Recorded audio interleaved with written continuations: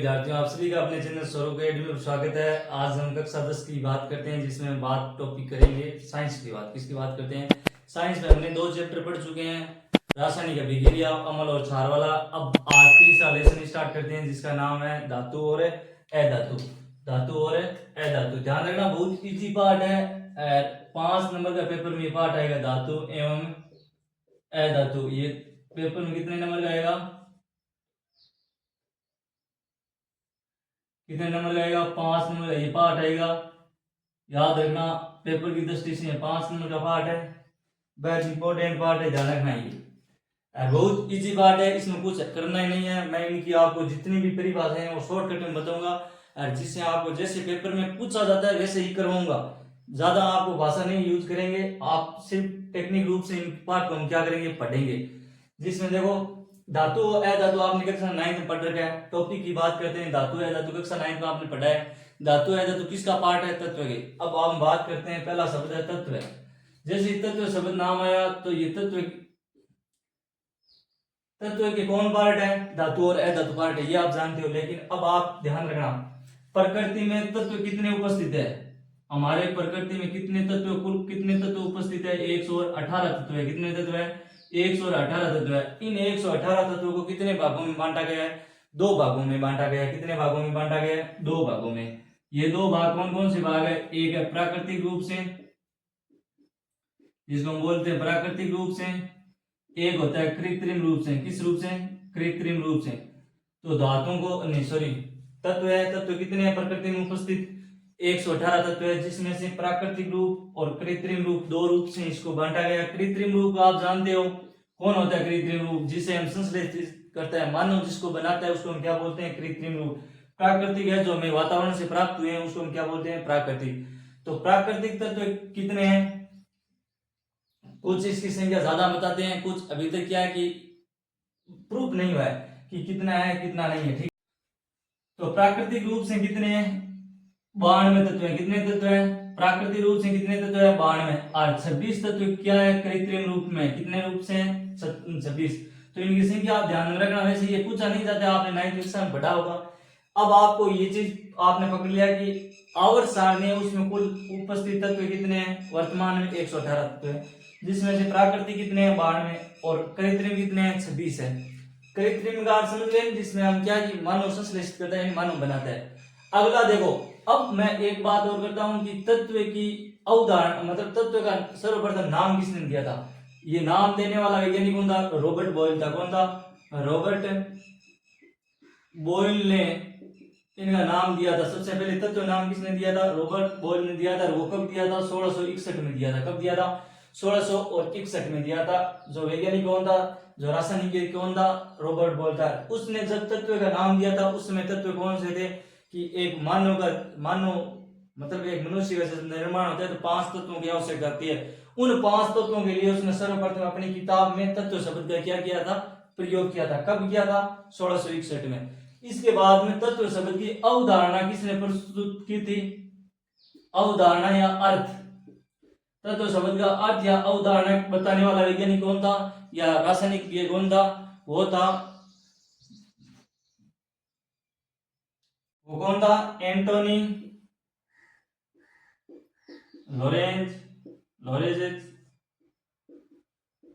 लोवेसिस, ठीक है। जिसने सर्वप्रथम क्या दी थी? तत्व शब्द की अवधारणा या तत्व शब्द का अर्थ समझाने वाला आदमी कौन था? एंटोनी लोवेसिस, जिसको कभी कभार वाह की मात्रा भी लिखी जाती है, ध्यान रखना। वो किसका मात्रा लिखी जाती है? वाह, तो आप कंफ्यूज मत होना। तो तत्व शब्द के बारे में इतनी जानकारी आप ध्यान रखना, जो कक्षा 9 में आपने पढ़ी थी कि तत्व कितने उपस्थित है प्रकृति में? 118 है। 118 में से प्राकृतिक कितने हैं? 92 है। कृत्रिम कितने हैं? 26 है। तत्व शब्द का सर्वप्रथम प्रयोग किसने किया था? रॉबर्ट बॉयल ने किया था। कब किया था? 1661 में किया था। अर्थ और अवधारणा यानी तत्व शब्द की अवधारणा जो प्रस्तुत की थी, वो किसने की थी? एंटोनी लोवेसिस ने की थी। दूसरी बात है कि तत्व शब्द का वर्तमान में जो जन्मदाता है वो किसे माना जाता है? वो माना जाता है मेडलिफ को। किसको माना जाता है? मेडलिफ की अवधारणा में, जिसने तत्व शब्द को क्या है कि सर्वप्रथम सही अर्थ के साथ उसने रिप्रेजेंट किया था। लेकिन आगे डोबेरेन आएगा, वो अलग थे, ठीक है। नहीं, धीरे धीरे बहुत सारे वैज्ञानिक आए थे, लेकिन आपको ये 2 नाम याद रखने हैं खासतौर से। अब हम तत्वों को डिवाइड करेंगे कि तत्व कितने भागों में विभाजित हुआ है, ठीक है। अब देखो हम धातुओं के पढ़ते हैं भौतिक गुण, धातु और अधातु क्या पढ़ते हैं भौतिक गुण।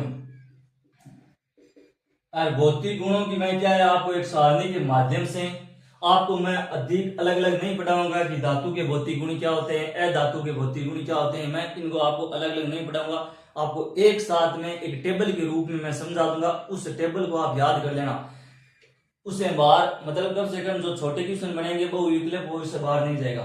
तो आप एक तरफ तो टेबल में क्या लिख देना गुण, क्या लिख देना गुण लिख दिया, ठीक है। एक तरफ आप नाम लिख देना धातु, ठीक है। एक तरफ क्या लिख देना अधातु, आप अधातु में भी लिख देना धातु, ठीक है। ये लगा दो आप, ठीक है, हो गया। इसके बाद में आपको कुछ भी नहीं करना है, आपको सिर्फ समझते जाना है कि हम इस शादी में किस तरह इसको रिप्रेजेंट कर रहे हैं, ठीक है। धातुएं और अधातुएं, ठीक है।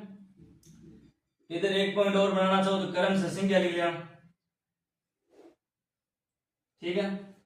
तो संख्या नंबर 1, पहली संख्या है चमक। गुण कौन सा, पहला कौन सा गुण है चमक। अब आपको पहला गुण देखना कि चमक, सभी धातुएं चमकीली होती है, ध्यान रखना सभी धातुएं क्या होती है, सभी धातुएं चमकीली होती है।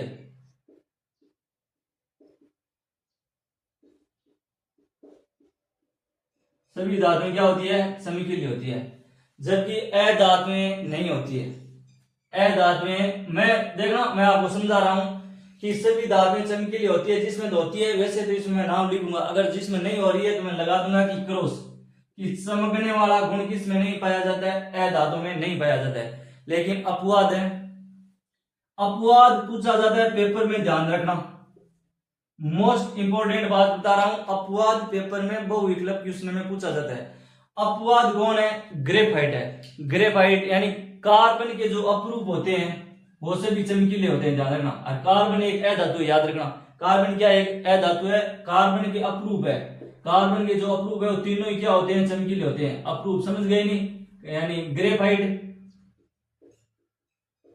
आपने पेंसिल की लॉक देखी होगी, वो ग्रेफाइट की बनी होती है। हीरा हो गया, हीरा भी चमकीला है। उसके बाद में फ्लोरीन होता है, वो भी क्या होता है चमकीला होता है, ठीक है। तो ये तीनों भी क्या है कि चमकीले होते हैं। तो याद रखना अपवाद में कौन है, कार्बन के अपरूप। आगे बात समझ में। अब मैं धातुएं है, धातु अगर आपको पहचानना नहीं आ रहा है तो याद रखना धातुएं वे होती है जिसके 90% चांस के लास्ट शब्द क्या होगा, यह मैं होगा, यह मैं।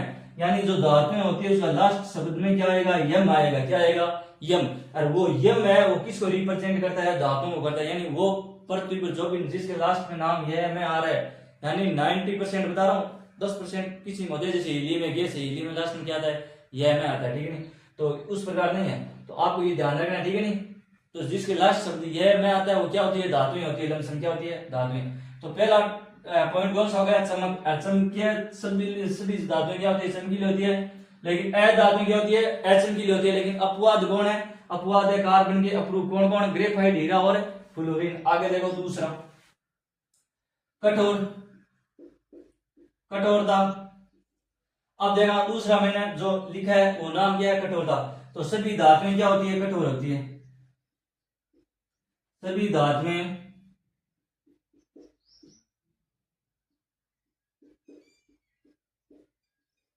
कठोरता का गुण पाया जाता है, कठोरता का गुण पाया जाता है, ठीक है। अपवाद क्या है, ध्यान रखना अपवाद याद रखना, एक ऐसी धातु है जिसमें क्या है कि कठोरता का गुण नहीं पाया जाता है। वो धातु क्या नहीं होती है, कठोर नहीं होती, वो होती है द्रव अवस्था में पाई जाती है। कमरे के तापमान पर वो क्या पाई जाती है, द्रव अवस्था में, जिसे हम बोलते हैं पारा। ये किस अवस्था में पाई जाती है, द्रव अवस्था में। किस अवस्था में पाई जाती है, द्रव अवस्था में। तो याद रखना वह धातु जो कमरे के तापमान पर द्रव अवस्था में पाई जाती है उसे हम क्या बोलते हैं, पारा बोलते हैं। आगे देखो अधातुएं क्या होती है, कठोर नहीं होती है, कठोर नहीं होती है। ये सभी अधातुएं क्या होती है, भंगुर होती है, याद रखना अधातुएं भंगुर होती है। भंगुर का जानते हो नहीं, आसानी से टूटने वाली।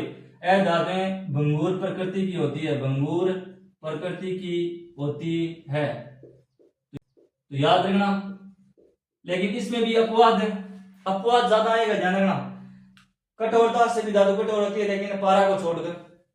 ए धातु से भी क्या होती है, भंगुर है, लेकिन एक को छोड़कर।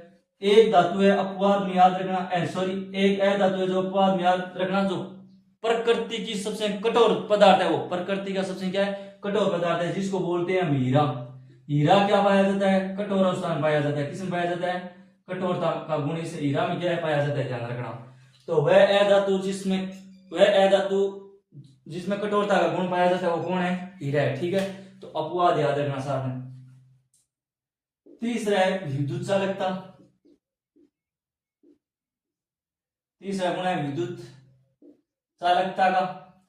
तो याद रखना सभी धातुएं क्या होती है, विद्युत की चालकता होती है, यानी जिसमें विद्युत क्या होती है, आसानी से प्रवाह होती है। तो सभी धातुएं विद्युत की क्या होती है,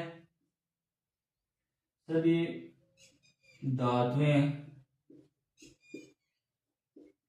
विद्युत की चालक होती है। चालक या सुचालक होती है, एक बात है। विद्युत की सुचालक होती है या चालक होती है, एक बात है। सुचालक होती है या चालक होती है, एक बात है। सुचालक होती है। तो यहाँ पर मैं एक क्वेश्चन बनाकर यहाँ पर देखो लाइन में लिख रहा हूं कि सबसे ज्यादा विद्युत की सुचालक धातु कौन है, चांदी है, याद रखना। सबसे ज्यादा चालक धातु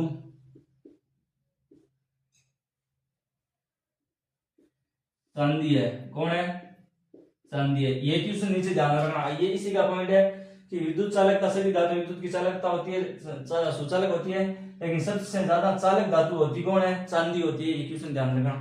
आगे देखो, ए धातु विद्युत की चालक नहीं होती, ध्यान रखना। ए धातुएं विद्युत की चालक नहीं होती है। अपवाद याद रखना, इसका अपवाद याद रखना। इसका अपवाद कौन है, ग्रेफाइट। ग्रेफाइट विद्युत की क्या है, सुचालक है। ग्रेफाइट विद्युत की क्या है, सुचालक धातु है, ध्यान रखना। ऐसा पूछा जाता है, वह ए धातु बताइए जो विद्युत की सुचालक है, वह ए धातु बताइए जो विद्युत की सुचालक है, तो वो कौन होगी, ग्रेफाइट होती है। कौन होती है, ग्रेफाइट होती है। और सभी ए धातुएं विद्युत की क्या होती है, कुचालक होती है।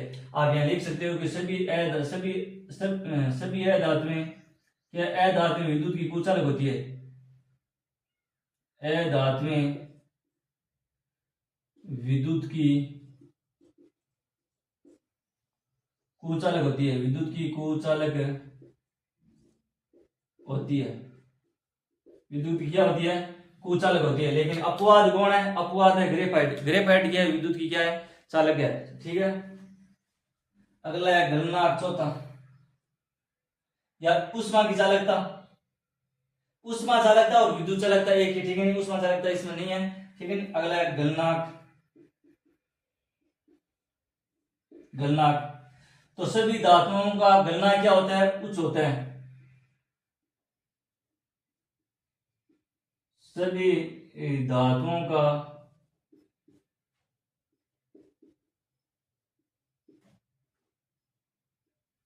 गलनांक उच्च होता है। क्या होता है, उच्च। सबसे ज्यादा उच्च गलनांक धातु कौन सी है, सबसे ज्यादा उच्च गलनांक धातु कौन है, तो सबसे ज्यादा उच्च गलनांक धातु कौन सी है, वो है टंगस्टन। कौन है, टंगस्टन। ये नाम ध्यान रखना, सबसे ज्यादा जिसका गलनांक होता है वो धातु कौन सी है, टंगस्टन है। ये क्या होता है, इनका ए धातुओं का गलनांक कम होता है। ए धातुओं का गलनांक कम होता है, कम होता है, ठीक है नहीं। ए धातुओं का गलनांक क्या होता है, कम कम। अगला पॉइंट है पांचवा, या पांचवा ऊपर लिखेंगे क्योंकि यहाँ पर इतना आएगा, 4 पॉइंट आएंगे। तो अगला पॉइंट हम कहाँ लिखेंगे, वापस ऊपर से क्या कर रहे हैं, स्टार्ट कर रहे हैं, क्या कर रहे हैं, स्टार्ट कर रहे हैं, ठीक है।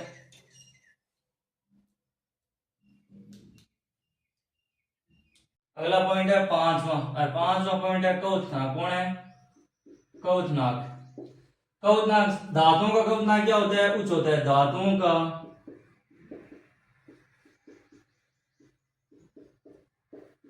क्वथनांक उच्च होता है, क्या होता है, धातुओं का क्वथनांक क्या होता है? उच्च होता है। कुछ धातु द्रव अवस्था में पाई जाती है, कौन होती है? जैसे नाक का समझ रहे हो नहीं, सोडियम, पोटेशियम और लिथियम, ठीक है नहीं?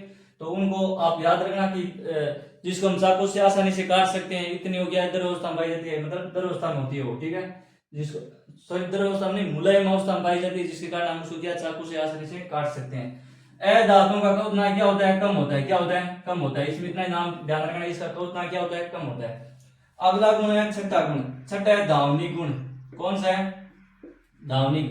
धावनिक नाम ध्यान रखना, दो धातुओं आपस में टकराते हैं तो उत्पन्न होने वाली जो ध्वनि होती है उस गुण को हम क्या बोलते हैं? धावनिक गुण बोलते हैं। तो धावनिक गुण धातुओं का क्या होता है? अधिक होता है। धातुओं का धावनिक गुण क्या होता है? अधिक होता है। मैं सीधा नाम लिख रहा हूं, आप समझ लेना कि धावनिक गुण धातुओं में क्या होता है? अधिक होता है, और जबकि इसमें क्या पाया जाता है? कम पाया जाता है। क्या पाया जाता है? कम पाया जाता है, ठीक है? आगे देखो सातवां। सातवां है आघात वर्धनीय। जो मेन है आघात वर्धनीय, ये ताई बोला जाता है, वर्धनीय बोला जाता है।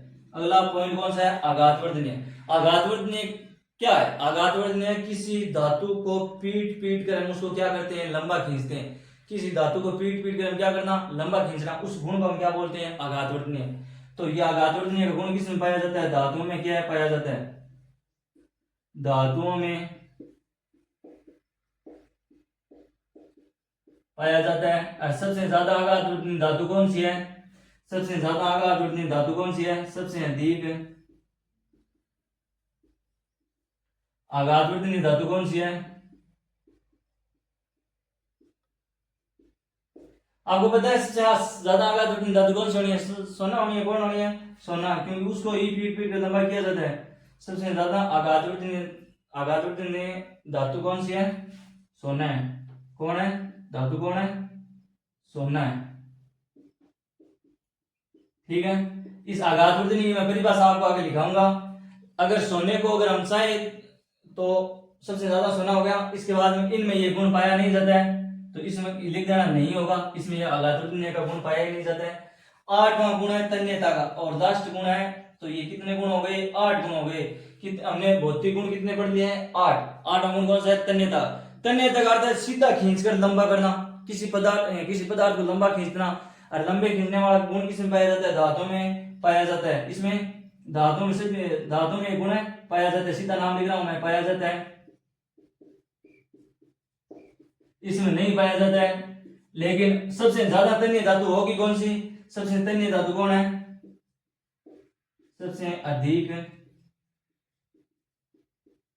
तन्यता का गुण, तन्यता का गुण किसमें पाया जाता है? सोना में। किसमें पाया जाता है? सोना में ही पाया जाता है। कहा जाता है कि एक ग्राम सोने को आप 2 किलोमीटर तक क्या लंबा खींच सकते हो? कितने किलोमीटर तक? 2 किलोमीटर लंबा खींच सकते हो। इतना इसमें क्या पाया जाता है? तन्यता का गुण पाया जाता है। तो हमने 8 भौतिक गुण पढ़े। कौन कौन से पढ़े? तन्यता का, आघात वर्धनीय का, धावनिक का, क्वथना का, गणना का, कठोरता का, चालकता का और चमक का। ऐसे हमने 8 गुण पढ़े। 8 गुण को मैंने आपके साथ में क्या लिखा है? अपवाद भी लिखा है, तो ध्यान रखना। ये हो गए इसके भौतिक गुण। मतलब ऐसे देखा जाए तो पाठ का 1% हिस्सा आपने पढ़ लिया है। ये सारणी आप याद कर लेना, अलग से कुछ मत लिखना, इतनी सारणी को लिखकर नोट कर लेना, इस सारणी को याद कर लेना। इनमें से आपके क्वेश्चन कौन से पूछे जाते हैं? इनमें से पूछे जाते हैं आपके क्वेश्चन बहुविकल्प क्वेश्चन, ठीक है? एक और क्वेश्चन है कि उस धातु का नाम, चलो वो तो बाद में लिखा दूंगा। आगे देखो, आपको मैं दो परिभाषा दिखा दूं, आघात वर्धनीय और तन्यता। आघात वर्धनीयता और तन्यता की क्या लिखा दूं? परिभाषा। आघात वर्धनीय क्या होता है? किसी धातु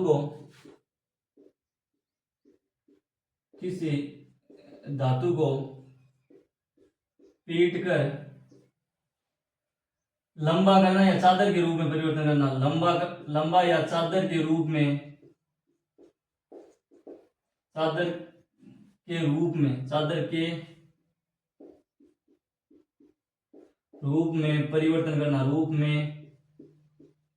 परिवर्तन करना। इस गुण को हम क्या बोलते हैं? आघात वर्धनीय। सबसे ज्यादा मैक्सिमम वाली धातु कौन है? जैसे एग्जाम्पल क्या हो जाएगा? सबसे अधिक आघात वर्धनीय धातु कौन हो जाएगी? सोना, गोल्ड, चांदी, प्लेटिनियम, ये सब क्या है, आघातवर्धन है। ठीक है, अगला है इसका दूसरा टॉपिक कौन सा है, इसकी परिभाषा भी ध्यान रखना। तन्यता, किसी धातु को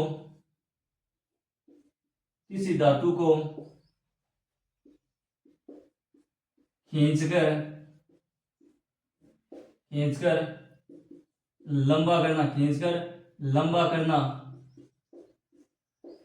उसको हम क्या बोलते हैं, तन्यता बोलते हैं। सबसे तन्य धातु होती कौन है, वही कौन सी होगी, सोना होगी। कौन सी होगी, सोना होगी। ठीक है, अब ये दोनों परिभाषा आप अलग से ध्यान रखना। अगली परिभाषा आपको कौन सी है, हम कौन सी पढ़ेंगे, इनके क्वेश्चन थोड़ा 2 3 4 5 चीजें छूट गई है, वो पढ़ेंगे। ठीक है, अब देखो कुछ क्वेश्चन करते हैं जो बाकी रह गए हैं। वह अधातु जो सबसे चमकीली होती है, मैं क्वेश्चन लिख रहा हूं, वह अधातु जो चमकीली है, जो चमकीली होती है,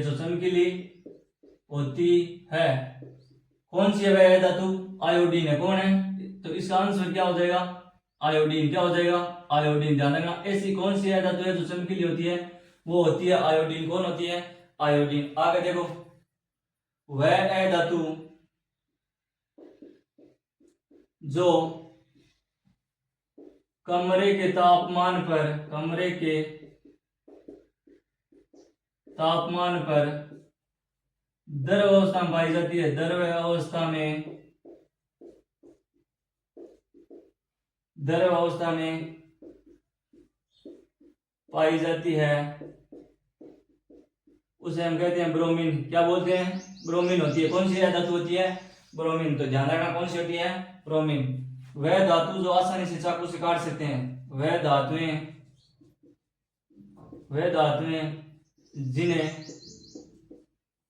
जिन्हें चाकू से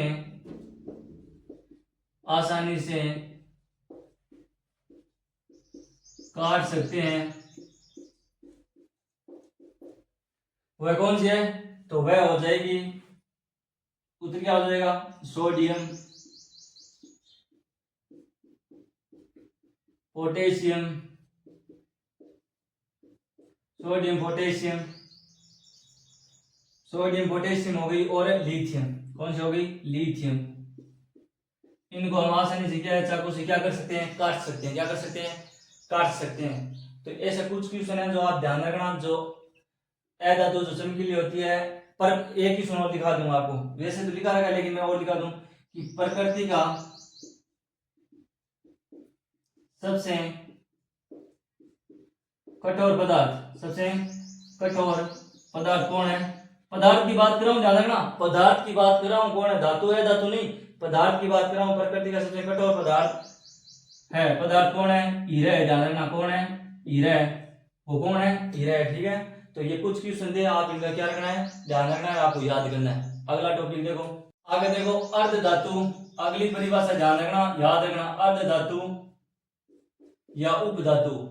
हर बार पेपर में इसके उदाहरण पूछे जाते हैं कि निम्न में से कौन सा उपधातु है, निम्न में से कौन सा अर्ध धातु है या उपधातु। अर्ध धातु के 2 उदाहरण दीजिए या परिभाषा। तो अर्ध धातु उपधातु क्या है, जिन पदार्थों में या जिन तत्वों में या जिन पदार्थों में, एक ही बात है, जिन पदार्थों में धातु है अधातु का गुण पाया जाता है, धातु है धातु का क्या पाया जाता है, गुण पाया जाता है, उन्हें हम क्या बोलते हैं, यानी धातु है व अधातु दोनों का क्या पाया जाता है, गुण पाया जाता है, उसे हम क्या बोलते हैं, अर्धधातु बोलते हैं। इसके उदाहरण याद कर लेना, उदाहरण पेपर में पूछे जाते हैं। एग्जांपल कैसे क्या होगा, जैसे सिलिकॉन हो गया, सिलिकॉन, बोरोन, जर्मेनियम, एंटीमनी, टेलुनियम। ठीक है नहीं, तो ये नाम याद कर लेना। और कौन बच गया, टेलोनियम बच गया, जर्मेनियम, सिलिकॉन, बोरोन, और कौन हो गया, एक आर्सेनिक, एक कौन हो गया, आर्सेनिक। वैसे बिस्मथ आता है, लेकिन बिस्मथ वर्तमान में इसको अधातु में गिना नहीं जाता है, ध्यान रखना, इसको वर्तमान में अधातु में गिना नहीं जाता है। वर्तमान में 6 है धातु, कौन कौन है? Silicon, boron, germanium, antimony, tellurium. ये नाम टेलुनियम है, एल्यूमिनियम नहीं है, टेलुनियम है। आर्सेनिक, ठीक है। तो ये याद कर लेना, इन 6 धातुओं के नाम याद कर लेना, मैंने लिख दिए हैं। अगली स्लाइड में हम धातु है धातु की क्या पढ़ेंगे? रासायनिक गुण पढ़ेंगे। इस क्लास में हम इतना ही करेंगे। अगर आपको क्लास अच्छी लगे लाइक और सब्सक्राइब कीजिए। आप सभी का तहे दिल से धन्यवाद।